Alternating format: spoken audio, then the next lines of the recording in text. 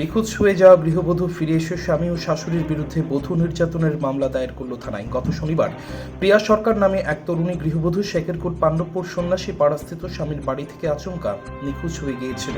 পরে স্বামী ও বাবার বাড়ির পক্ষ থেকে আমতলী থানায় নিখোঁজ ডায়েরিও করা হয়েছিল। সংবাদ মাধ্যমে সেই নিখোঁজ সংবাদ প্রচারিত হয়েছিল। গৃহবধূ প্রিয়া সরকার সেই সংবাদ দেখতে পেয়ে মঙ্গলবার তার বাবার বাড়িতে ফিরে আসে এবং বুধবার দুপুরে গৃহবধূ প্রিয়া সরকার স্বামী অভিজিৎ দাস এবং শাশুড়ি কমলা দাসের বিরুদ্ধে আমতলী থানায় লিখিত আকারে নির্যাতনের মামলা দায়ের করে।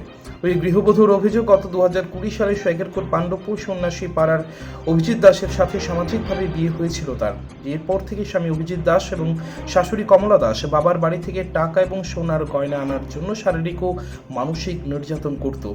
স্বামী ও শাশুড়ির নির্যাতনে কোনোদিনও প্রতিবাদ করেনি ওই গৃহবধূ। দিনের পর দিন তার উপর শারীরিক ও মানসিক নির্যাতন বাড়তেই থাকে। এর মধ্যে গত শনিবার গৃহবধূ প্রিয়া সরকারকে তার স্বামী ও শাশুড়ি পুনরায় নির্যাতন শুরু করে এমনকি খুন করার হুমকিও দেয়। পরে নিজের প্রাণ বাঁচাতে ওই গৃহবধূ স্বামীর বাড়ি থেকে নিখোঁজ হয়ে গিয়েছিল। সংবাদের জেরে গৃহবধূ প্রিয়া সরকার তার বাবার বাড়িতে ফিরে এসে বুধবার স্বামী অভিজিৎ দাস এবং শাশুড়ি কমলা দাসের বিরুদ্ধে আমতলী থানায় লিখিত আকারে মামলা দায়ের করে। পুলিশ নির্যাতিতা গৃহবধূকে আশ্বাস দিয়েছে আইন অনুসারে স্বামী ও শাশুড়ির বিরুদ্ধে ব্যবস্থা করবে। এদিকে নির্যাতিতা গৃহবধূর স্বামী ও শাশুড়ির কঠোর শাস্তির দাবি জানিয়েছে। সংবাদ মাধ্যমের মুখোমুখি হয়ে সে জানিয়েছে তার স্বামী ও শাশুড়িকে এমন শাস্তি দেওয়া হোক যাতে করে তার মতো আর কোনো গৃহবধূকে এভাবে যেন নির্যাতিতা না হতে হয়। আপনি কি আপনার ছেলে মেয়ের কম্পিউটার শিক্ষা নিয়ে ভাবছেন? সমস্ত ভাবনার অবসান ঘটিয়ে আপনাদের জন্য সুবর্ণ সুযোগ নিয়ে এসেছে মধুপুর বাজার স্থিত ISO 9001:2015 গভর্নমেন্ট অফ ইন্ডিয়ার সার্টিফিকেট প্রাপ্ত গ্লোবাল হাইটেক কম্পিউটার সেন্টার।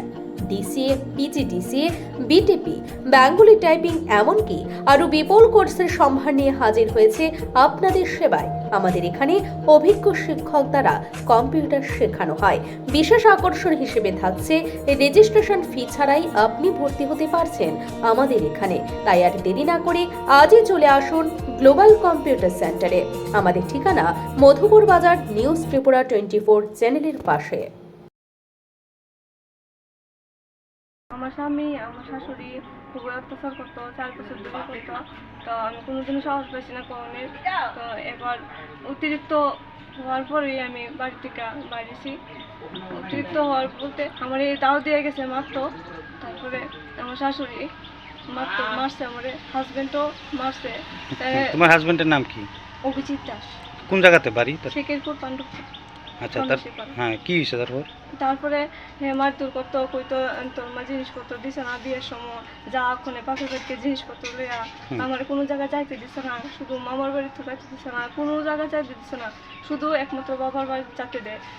যা তোর বাপের বাড়ি থেকে যায় জিনিসপত্র লইয়া, গলার সেল লইয়া, এইটা লইয়া হিটা লইয়া, এমন করে মারধর করতো।